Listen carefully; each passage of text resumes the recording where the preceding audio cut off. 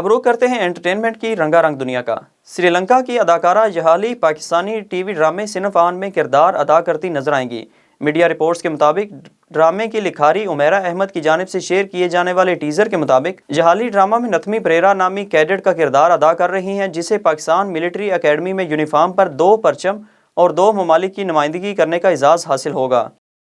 اداکارہ صنم سعید نے کہا ہے کہ انہیں بالی ووڈ میں کام کرنے کا شوق ہے۔ اداکارہ صنم سعید ایک بھارتی ہارر ویب سیریز قاتل حسیناؤں کے نام کے لیے کام کر رہی تھیں، جس کا ٹریلر بھی جاری کر دیا گیا ہے۔ اس ویب سیریز کے حوالے سے آن لائن تقریب میں اداکارہ صنم سعید نے انکشاف کیا ہے کہ انہیں بالی ووڈ میں کام کرنے کا شوق ہے اور وہ اس انڈسٹری میں اپنا ڈیبیو عامر خان کے ساتھ کرنے کی خواہشمند ہیں۔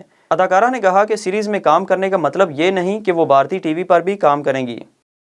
بالی ووڈ کے اداکار سلمان خان اپنے مداحوں سے سخت ناراض ہو گئے۔ اداکار سلمان خان کی ناراضگی اس وقت سامنے آئی ہے جب ان کے مداحوں نے ان کی نئی فلم کے پوسٹر کو دودھ سے نہلا دیا۔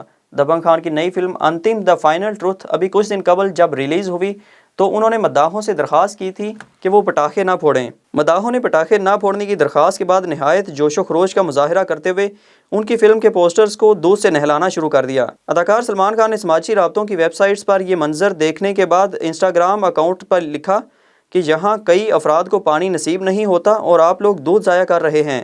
دبنگ خان نے اپنے مداحوں کو مشورہ دیا کہ دودھ کو فلمی پوسٹر پر ضائع کرنے کے بجائے کسی ایسے ضرورت مند کو دے دیں جس کو اس کی ضرورت ہو۔